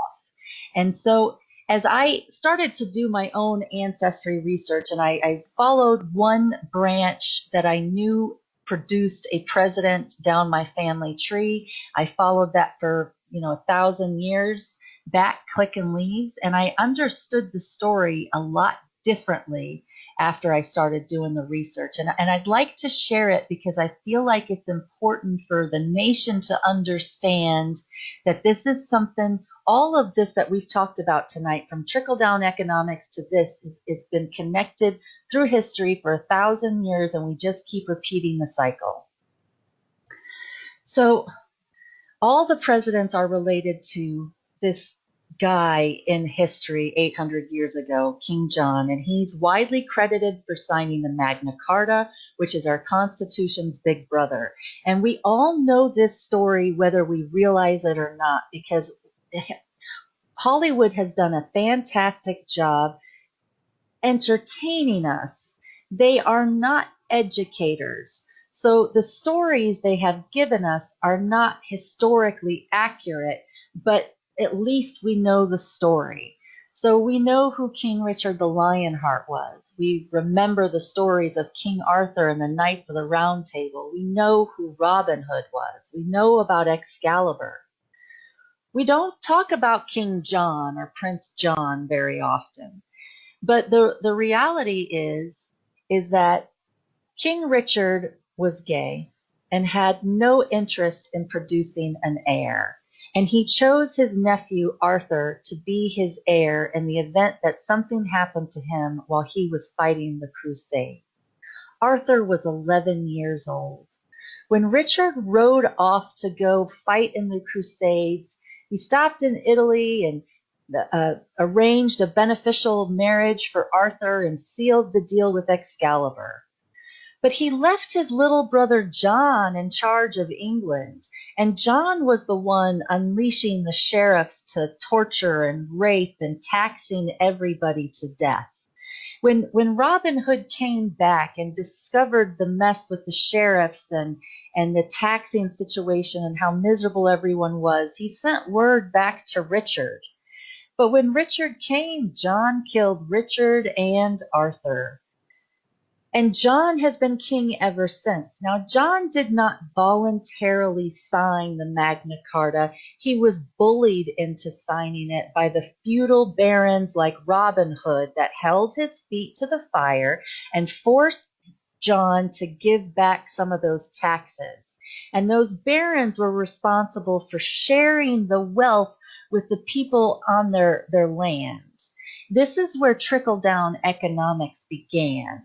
This process of fighting the wealthy king and taking back our money with our pitchforks and our torches has been going on for hundreds of years. And our country was founded with the belief and the attempt to try to escape that and to try to give anybody who could get here, the opportunity to live free from the disaster that had taken place in England, the medieval feudalism, everything from King James and Bloody Mary, it all makes sense in a much different way when you understand how the stories are connected. And our founding fathers knew these stories. And a lot of the rules that we have within our Constitution were given to us to protect us from what they escaped. And we have certainly done some things wrong in the founding of our country over hundreds of years. And I get that. As a Mayflower descendant, I am proud of the Mayflower Compact, but I am very aware that my ancestors are what came to this country and started, raping and killing and taxing whoever was left to live here. And I don't think that we conquered a continent as much as we plowed a path straight through the middle of it. And I could stand from every platform and scream that I'm sorry until I'm blue in the face, or I could step up and I can do something to fix it before we mess it up anymore. And this calling, this genetic connection, the understanding how the pieces have come together and shaped our country, we deserve a president who can explain it to us and help us get on the right path. And even if it is not me, even if I just educate all the future presidents that come behind me or light a light in somebody else that can fix this, I'm here to share that and to pursue it, because I do believe that everything happens for a reason. And I do believe that I was brought here for this. And even though my mother tried to get rid of me desperately and told me for the rest of her life that she always knew there was something wrong with me because she couldn't get rid of me, it took me 42 years to realize there was nothing wrong with me and I'm supposed to be here. And if this calls to me, I'm supposed to be here for this. And that's why the presidency. Well said. So another It's thing one that of those, yes, yeah. but getting back to federal government, well, what is the federal government supposed to be doing in regards to the affairs of the several states? Three things for our all intents and purposes: Commerce Clause issues, dealing with interstate commerce, and which also includes federal currency and counterfeiting of federal currency, immigration, and treason. Those three things are the only times the federal government is supposed to get involved within the state courts. All of their issues out of those things are state court and supposed to only be state court related. But immigration is one of those things federal government is allowed to get involved in. And Joe Arpaio, I mean, love him for what he did, proving Obama's birth certificate was a fraud for all intents and purposes. I hate him because the way he thumbs his nose at people who say you're not supposed to be getting involved with this, given your position. He wanted to have Arizona get involved in the immigration issue. Nah, that's a federal government issue dealing with the outside border. And when it comes to why doesn't open borders work in this world, two reasons is my understanding based on asking this question with many different guests. Currencies are different and people speak different languages.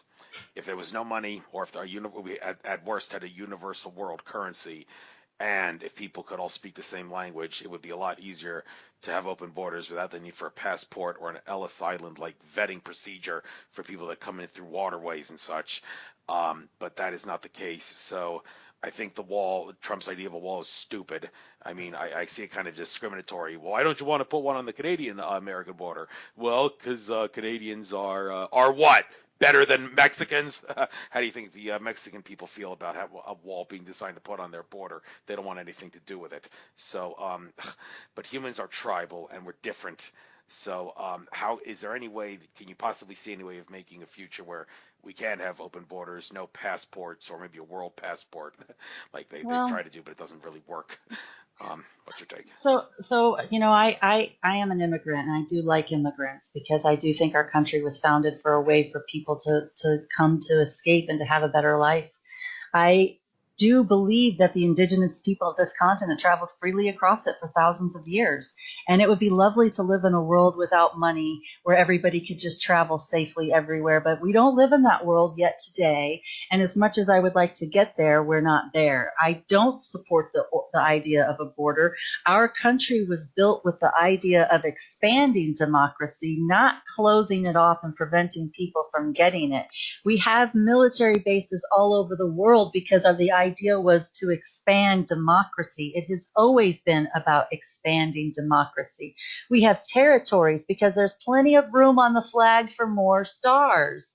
The idea that we would limit people to come here is beyond me. And I much prefer the idea of countries and other places organizing to vote and voting in the United States and us expanding our reach globally, which allows us to have a universal money or a similar language that we all can speak and communicate. I mean, it'd be fantastic if we all spoke the same language, right? That's how Babel got started. And the tower, not the app. The idea if we can all communicate with each other, it would solve a ton of problems. Of course, because of security issues and safety concerns. What if somebody gets hurt? What are you supposed to do? Point? Of course, a universal language would be fantastic. We're not there yet. Are we going to get there someday? Absolutely. In the meantime, we have translators and we could actually, I don't know, act like decent human beings to other humans and try to, play charades or something, because we used to find ways to communicate with people even if we didn't speak the same language. We found ways to come together, like food. Food is a fantastic way for us to come together. We like food.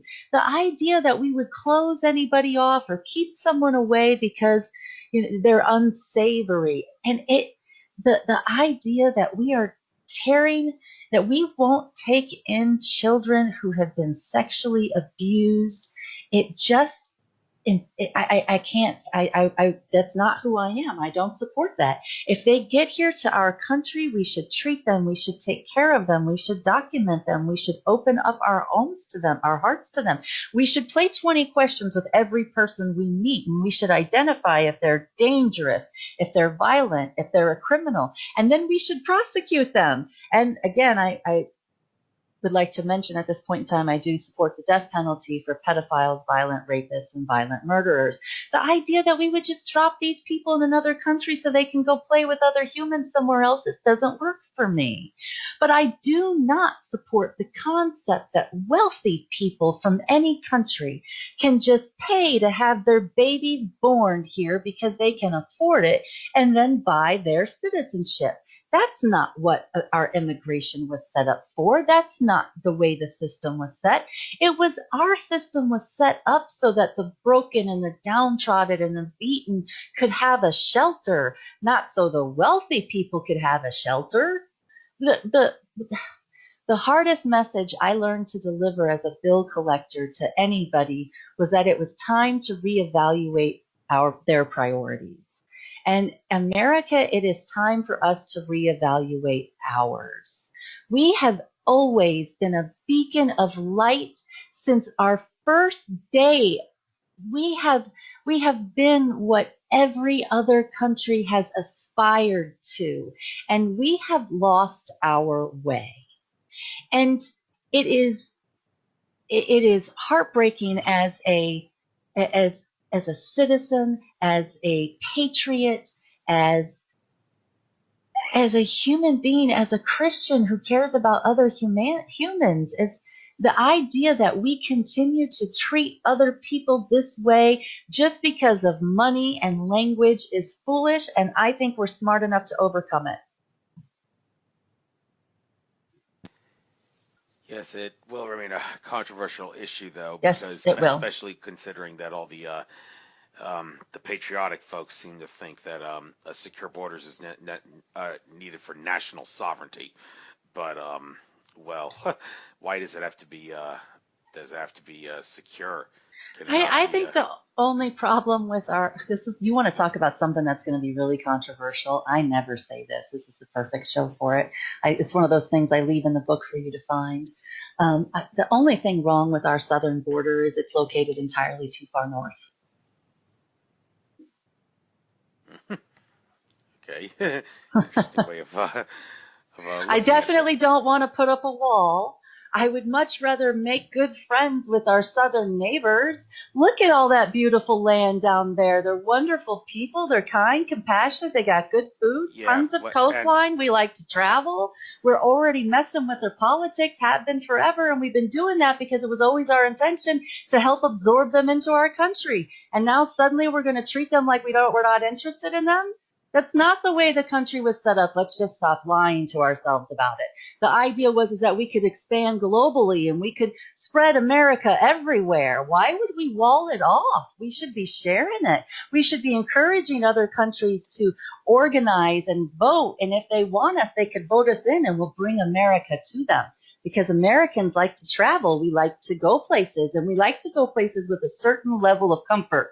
We like roads and plumbing and water and amenities. You know, people around the world have been looking to America as a beacon of light because they want what we've got. If they want it so bad, let's give them an opportunity to come together, agree on it, and let's bring it to them. mhm. Well, yes, I don't think I need to go. Controversial. Well, yeah, but well, Alex Jones, when asked the question of when does the right to liberty, right to travel, right to locomotion make it legal for people to cross international borders without government permission and paperwork filing, his response was, well, there's got to be some sort of a process nonetheless for it. I'm Well, not, and he said, I may be a libertarian, but I'm not a suicidal libertarian. It's not like we're bordering Switzerland. Okay, so is he discriminating against Mexicans when he says that? Some people I may like construe it's it as just that. he's just he likes to say things to be provocative too, and I take that into consideration with a lot of what he says, especially after his divorce where he admitted that he was just a paid actor and deliberately does and says things to get people upset. I try not to take too much weight into anything he says, but it does concern me that he taps into some things that are unreasonable, fear based. We've only been at 2020 is the 400-year anniversary of the Mayflower landing in Massachusetts. Okay? 400 years. These people have been living on this land for thousands of years before we showed up and started putting the rules and borders into place. So the idea that we're mad at them because they're not respecting our national sovereignty, it's a little ridiculous. Okay. And it's a little, it looks incredibly hypocritical. It looks foolish. And it is not remotely in the spirit that America was founded in. Fair enough. Fair enough. So, moving down the list of issues. Okay, climate change. Now, have you not seen the conspiracy theory with Jesse Ventura episode about global warming, also known as climate change, but they called it global warming, where they basically show that the man-made climate change idea is a complete and total hoax designed to brainwash us into thinking we need to give up our rights and our ways of living to save the earth. It's just a way of controlling us. All climate change is natural and caused by the waves and cycles of the sun, as is, well, all the other planets. So they will all increase and decrease in temperature at the same rate for all intents and purposes because they're all over at the same sun. What we do is just a teeny tiny little drop in the bucket. So if the Earth is getting warmer, and well, ask some in the conspiracy theory, they'll say it's not. It's not, and nothing that we do. So don't. Well, we're polluting. We're making the air more harmful to breathe and whatnot with some of the unnecessary technology we have, which we'll get into later. But the idea that we're causing global warming or climate change, no. And when they show the ice caps melting, they only show that when it goes from winter to summer. They never bother showing them get back to the same size from summer to winter, or fall to winter, I should say. So I want to So, go from two perspectives here first. okay. First, I want to say that I do believe some of our global warming is man-made. We have cut down 50% of the Earth's trees in the last 30 years, and we cannot accurately quantify the impact the lack of oxygen has on our planet, on temperatures, the high levels of carbon dioxide that is in our air, which is causing the heat to increase. We can't accurately quantify the impact that has on our planet. So that is one thing. And I discuss an entire industrial health hemp program that I'm interested in for a massive decarbonization effort that I desperately think that our planet would benefit from. I think our humans would benefit from, because we don't realize the impact the lack of oxygen is having on each individual person and their ability to manage and regulate their moods. And there's a lot to be said for how angry people get when they get hot. Okay, let's try to do everything we can to keep them cool. But there's another reality that became painfully obvious to me while I was writing the book. And I wrote a chapter on climate change, and it was absolutely the most terrifying time of my life. And I use a classic car to explain climate change because I think that we'll make a real impact when we get the gearheads involved. The idea that we don't fully understand continental drifts or the way the land moves across the core of our planet has become incredibly obvious to me. We don't fully understand it. We think we do, but we don't. And we're finding these oil pockets all over the planet at friction points that I believe are going to be impactful. And if you have your dream car, you would not ever remove all the oil from your engine, because you would do one of two things. You would seize your engine or you throw a rod, and neither one of them you would ever do to your dream car. And I think we should be treating our planet like our dream car, and we need to leave the oil where it's at. It's there for a reason. I believe the next massive land shifts are coming, and they are inevitable. And we're not remotely prepared. If you pay attention to the earthquakes and the volcanoes, the mudslides, the sinkholes, there is constantly shifts taking place. A week ago, 2 weeks ago, a tectonic plate snapped in half, a 38-mile long crack. The scientists are dumbfounded. They didn't think it would move like that. They don't know what's coming next. I the climate change chapter with the land shifts that I share within the book, I give a detailed explanation of where I think the breaks will come. I don't think we need borders because we'll get natural borders.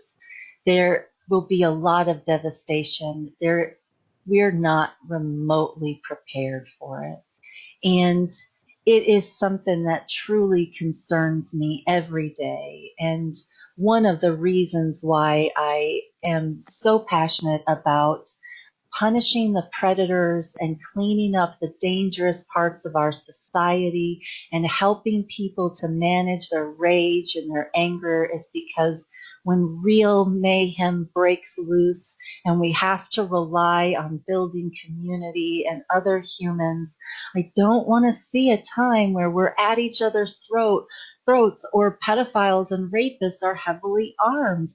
That is not the vision I want to see for humanity. And none of us know what is coming, whether it's going to be a massive sun flare or we're going to get hit by an asteroid. This is just another one of the millions of possibilities, but we've got this monster super volcano underneath Yellowstone. And it vented 2,000 years ago in Idaho in a place called Craters of the Moon. And we're long overdue for a shift. And that reservoir of lava is, every time they turn around, they find out it's bigger than they thought. And it is one of the things that, as we continue to see movies, they're always making a movie telling us that the big one's coming.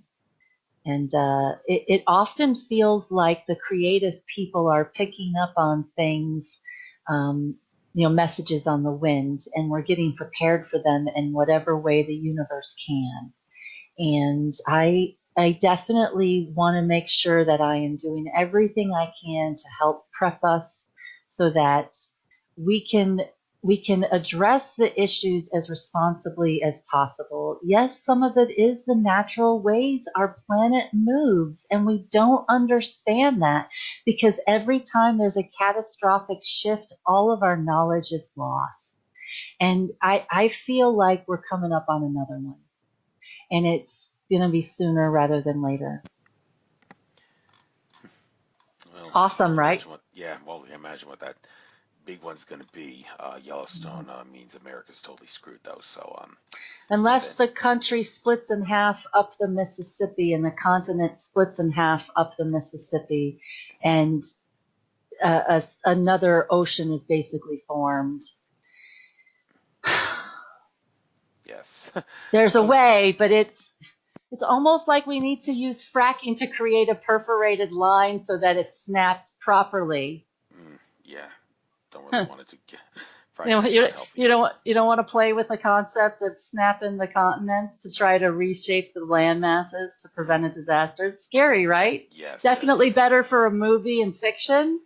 Yeah. It was one of those chapters that because the bulk of the book was written in 2 weeks, and it is it's just fascinating to have watched the things that happened in real life and to see the way it plays into the book because the book came first.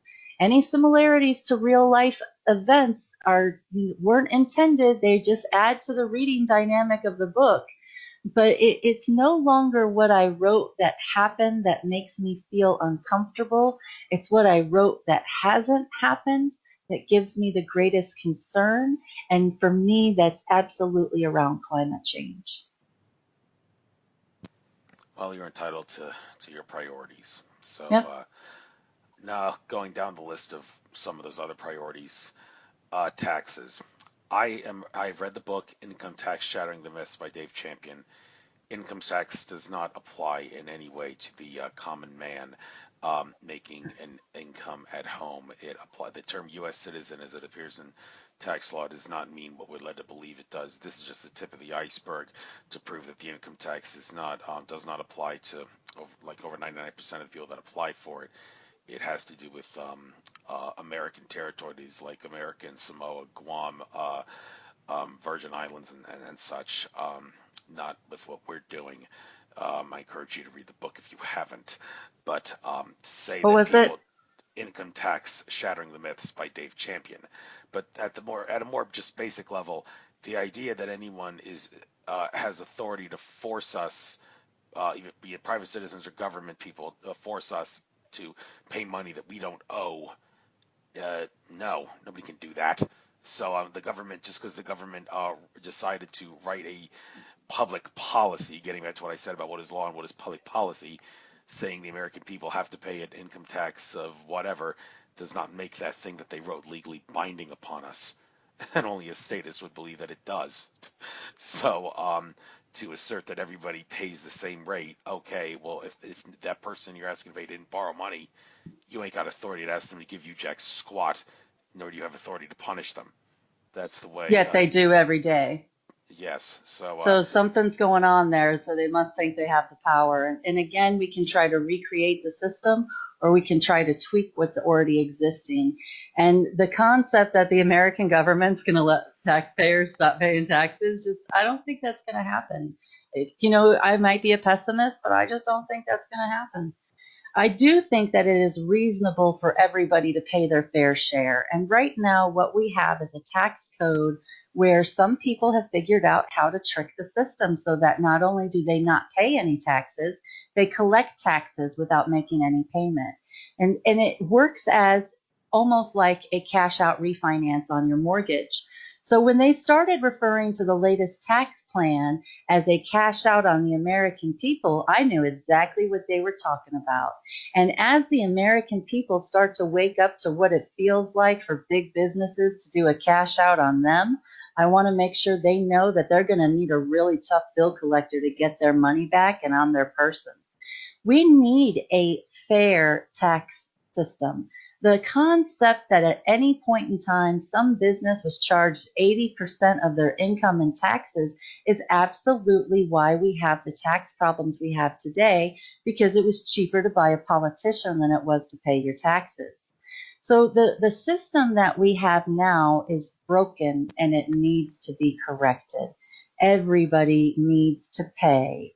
Everybody plays and everybody needs to pay. That means rich, poor, young, old, and the churches.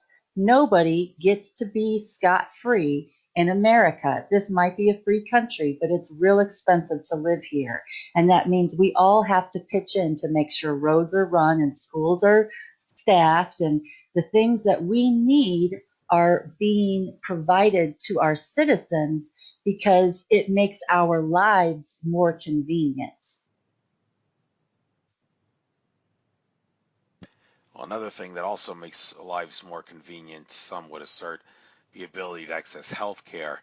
But then again, this says, okay, well, if government was created only to exert by any force needed to protect the rights and property of those who could not protect themselves because they were either outnumbered or outmatched by other malevolent forces, so they need someone that's really big and strong to come and protect their rights and property. That's the only thing government was supposed to do. Well, aside, of course, what I said earlier about protecting the borders from outside threats, emphasis on threats and not something that's just casually walking across, as you would allude to, but and also to interstate commerce, authority to regulate that, and treason issues.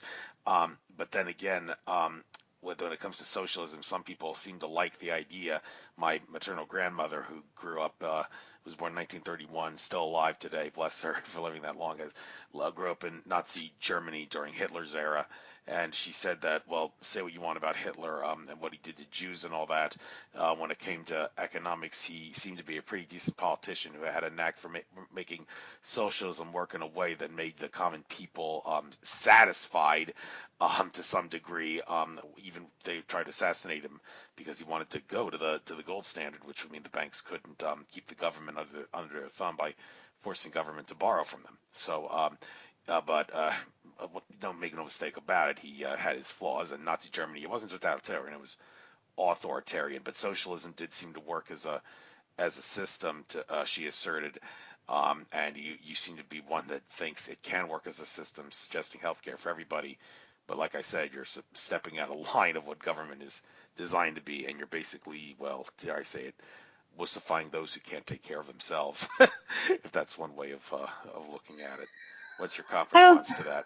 Well, I like the idea of healthcare for all and universal healthcare. I just think that it should be paid for with our Medicare tax deduction that's already being taken out of our paycheck. The concept that we don't already have government healthcare is ridiculous to me because we have so many different government healthcare programs, it's almost impossible to keep track of them. And each of them has a different set of red tapes and bureaucracies and levels of pay that they will make. Meanwhile, all of those programs are pulling from the same bucket that we, the people, dump our Medicare tax money into. And I think it is ridiculous and unacceptable for anybody to be expected to pay into a system for 40 years and then not be able to use it. What we need right now is one government healthcare program, not 10. We need one that provides basic health care for every human, every citizen of our country at a bare minimum. And it needs to be at a reasonable rate. One of the things that I have learned is that just because it's a government healthcare program doesn't mean it pays the same amount, right? Medicare pays one amount, 80%, and then you're expected to pay the other 20% out of your pocket. But TRICARE for the same exact surgery won't pay the same amount. And the example I'll provide is a surgery I had where I had two forms of government health insurance because of my PTSD and my Social Security disability. I had Medicare and I needed $100,000 surgery. Medicare was willing to pay $80,000 of that. But I also have TRICARE because my husband's retired military. So they were going to bill TRICARE for the leftover $20,000 that Medicare wouldn't pay for. But TRICARE said, we'll only give you $10,000 for that surgery, period, because military members get a special rate. So I'll give you $10,000, but you have to give back the other 80. So the doctor just says, never mind. I don't want the 10,000. I don't want the 20. I'll keep my 80. Have a nice day. I don't think the surgery probably needed to cost $100,000. I think the surgery probably needs to cost somewhere between 100,000 and 10,000.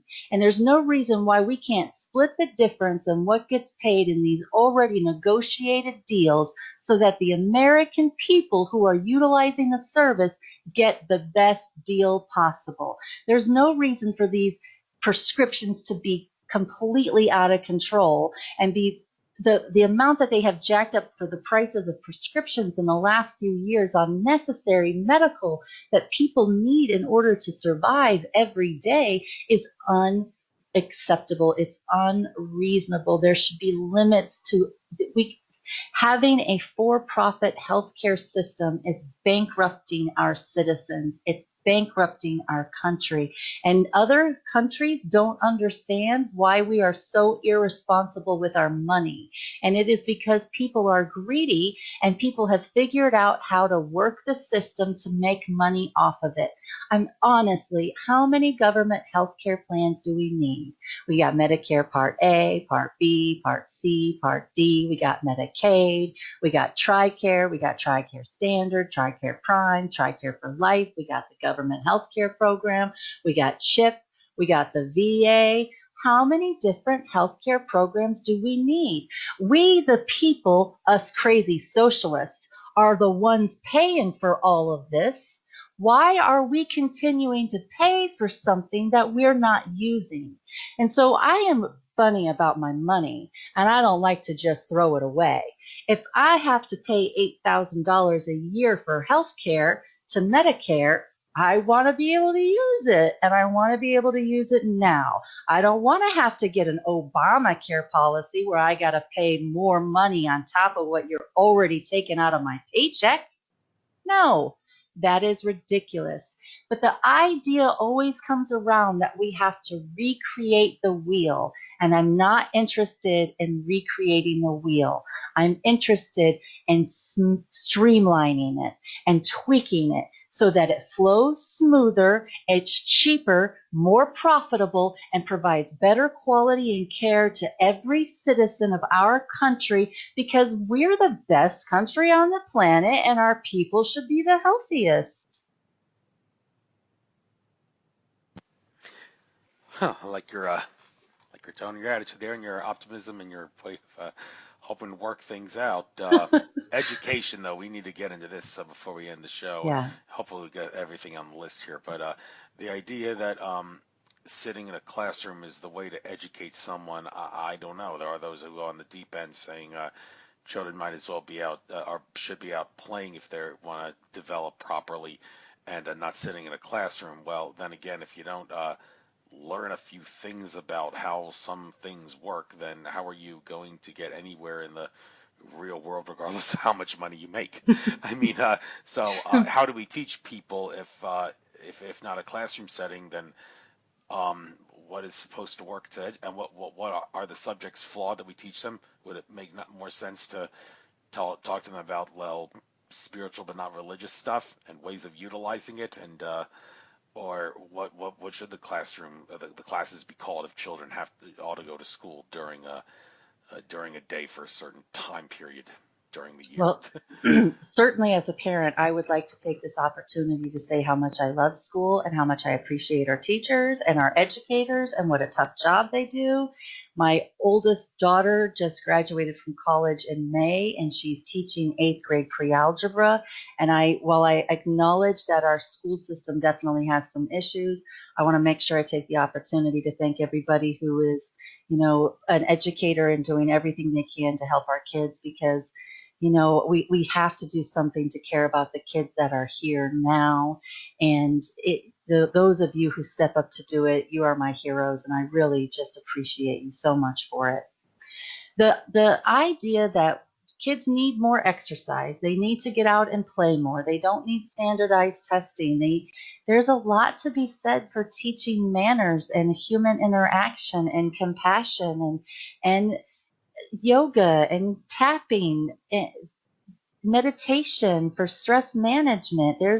There are so many different techniques that we can be utilizing to educate our citizens and our children to be the healthiest, best versions of themselves. But it's not just for me. It's not just about making sure we fix the education for our little kids or our school aged kids. I think we need to do something to go back and fill in the gaps for adults who maybe didn't appreciate the education that they were receiving as much as they should have at the time, and maybe didn't spend their time as usefully as they could have. There's a lot to be said for constantly learning and finding a way to self-educate. The joy of learning, that thirst, that is, it's a wonderful thing, and we should be promoting and encouraging each other to do it as often as possible. I think too often we have situations where we make fun of the geeky, the nerdy people, and we make we make other people super cool for superficial things. And there's a lot to be said for intelligence. There's a lot to be said for understanding complex concepts. There's a lot to be said for understanding specific quotes that are from, books that are well read within certain circles.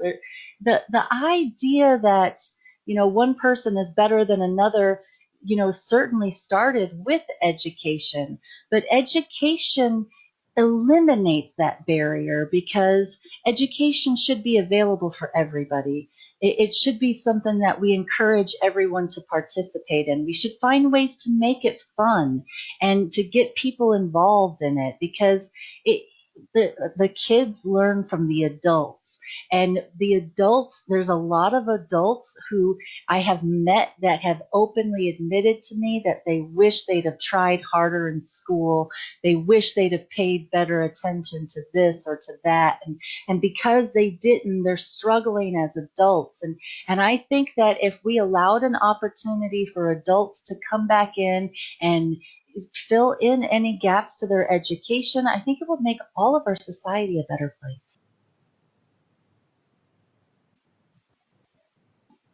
Yes, and many will agree to disagree on the best way to do that. How about homeschooling? That seems to be a common route being taken by people. Is there any, do you think maybe just one teacher, one student to talk about um, things that are actually worth educating people about at home instead of a classroom setting? Is that a way to go?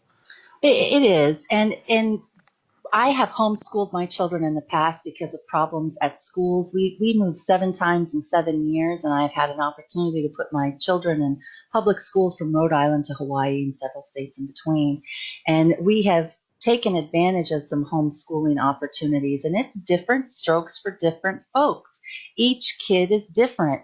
Your kid might not like sitting in front of the computer reading, and they might discover they're really good at copying and pasting, and it might not be the right situation for them. They might need the structure of a classroom, but you might also have a different child that learns differently.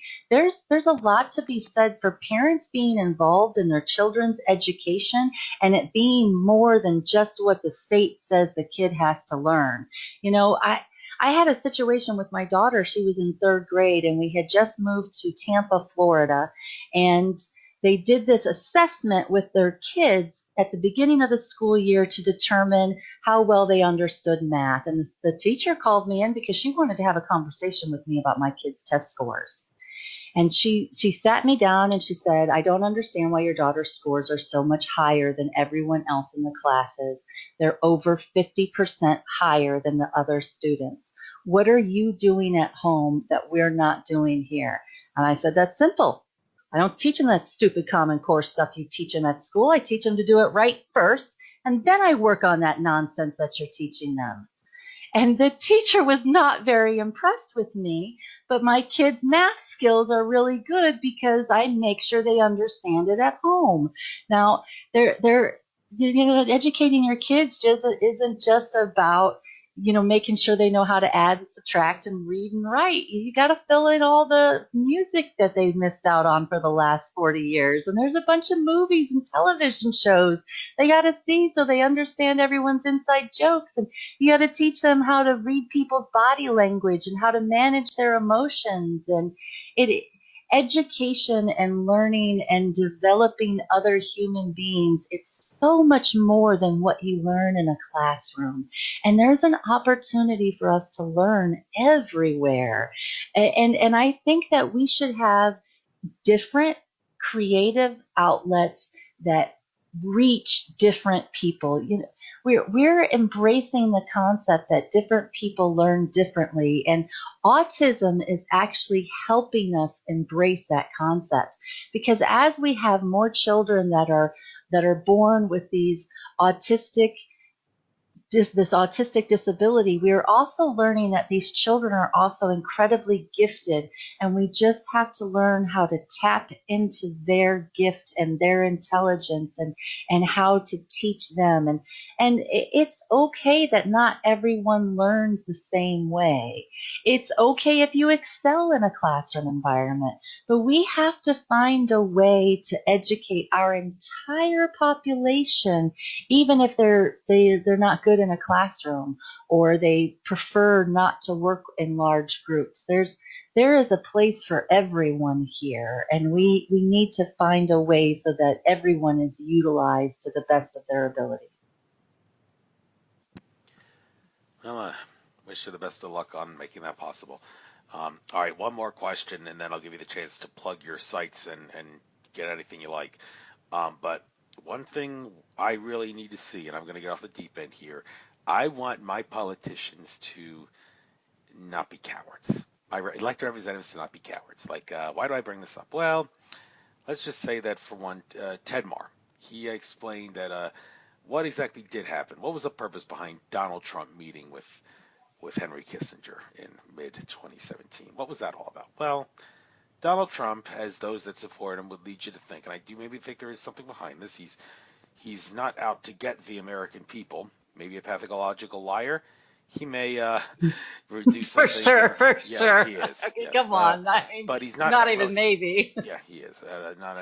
Definitely not out to get us Yeah, though. But then again, he's I bound. don't. And Henry Kissinger allegedly told him, "You do what my minions tell you to do, or you and your wife and kids and your business partners are dead." And I want a politician that may, after hearing something of that magnitude, not maybe play Live along much for just a longer. moment. At that moment, he's threatened, but then Right. get right back to not chickening out, and not be afraid of being murdered, assassinated, taking No, your I get pill it. dead, like It's an important. JFK. I mean, And it's an important conversation. Let's have it, because what I'm doing isn't safe. It's extremely dangerous. I made mention to the weird technology things that have been taking place at my house, and they became a lot more interesting after I got Google Analytics and could figure out which country the problems were coming from. This isn't something that I am doing because I'm scared. This is something that I'm doing because I don't care if I die. I'm not. This is in my blood. This is in my DNA. This is my desire. I refuse to stand by and let this happen. And it could be the end of me. It could be the end of my family. We know that is a real possibility because we're not stupid. We know exactly what we're getting into, and we're doing it anyways.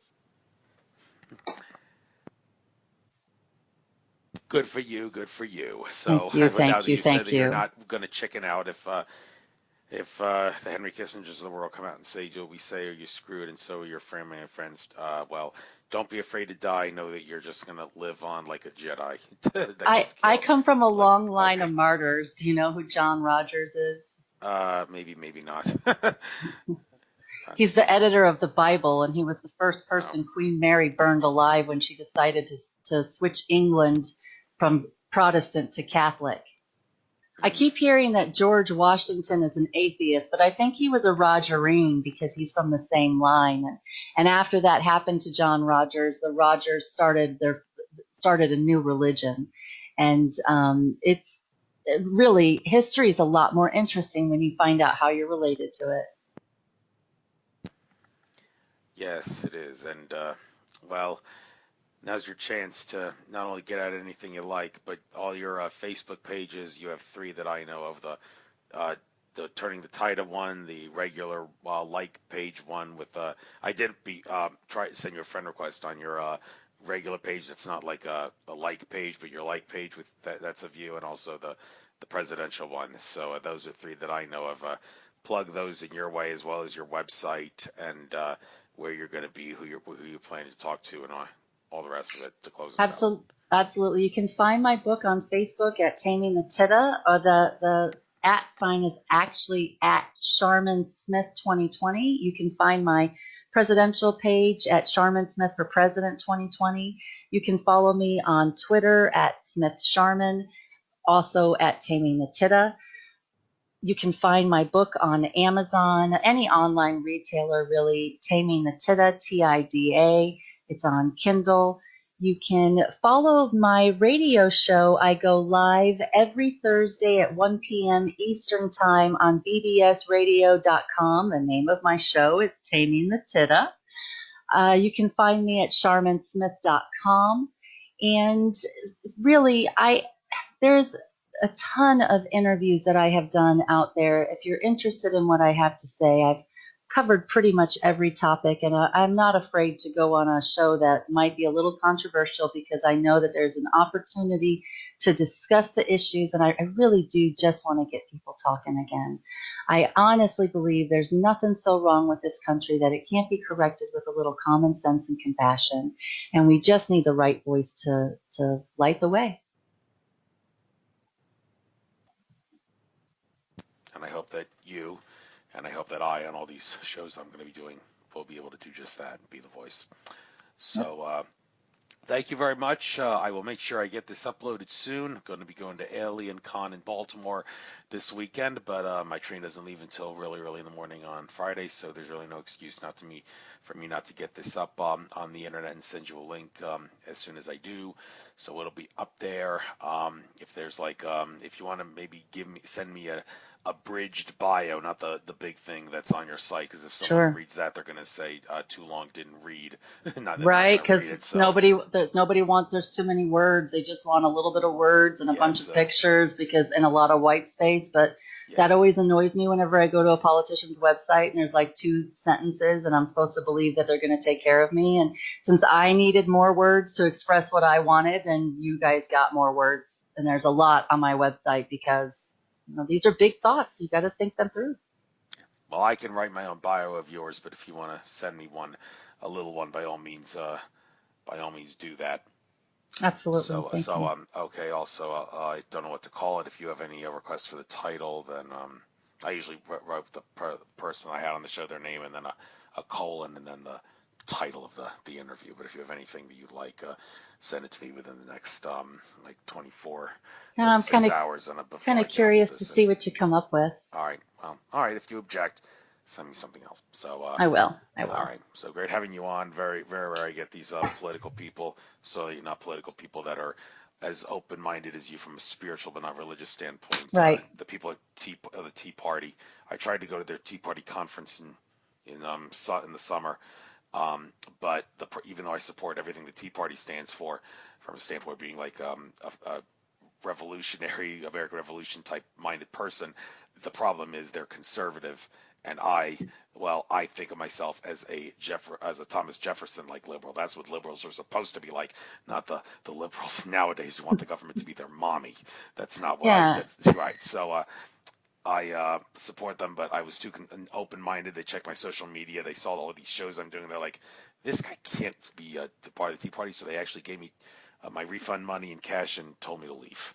So some patriots they turned out to be. And I let him know that this is really bad what you're doing, and like very unpatriotic. So, and the last thing I did was tell him, you're number one with the wrong finger on my hand, and left. So Massachusetts state bird.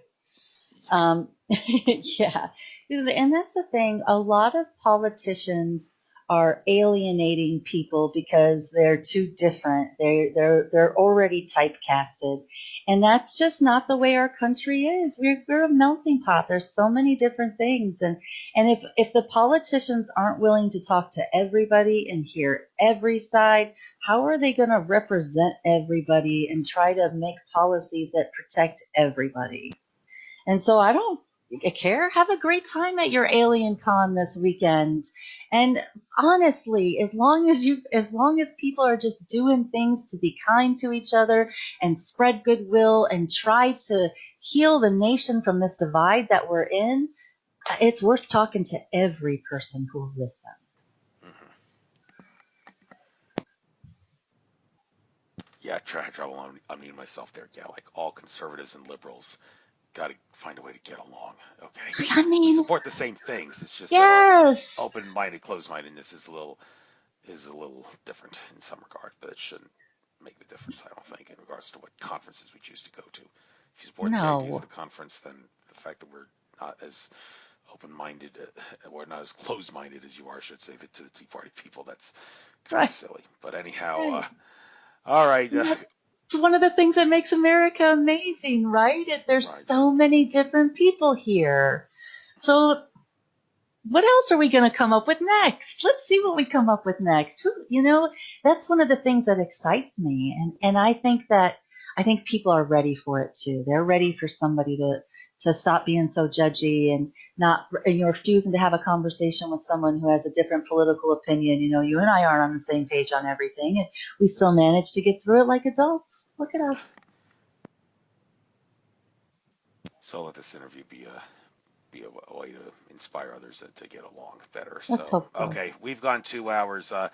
Another thing about people that pisses me off, they have lousy attention spans by nature, which Yeah, is why my I know. audience isn't so big. So, but anyhow, that hopefully this will change that. Certainly, the people that are of a less spiritual nature may be more inclined to listen to my show after I have this interview I did with you on. So, without further ado, might as well end it now because we've gone 2 hours. Lousy attention span people are saying I've had enough now. So, I love this. I'll upload it soon. Take care now.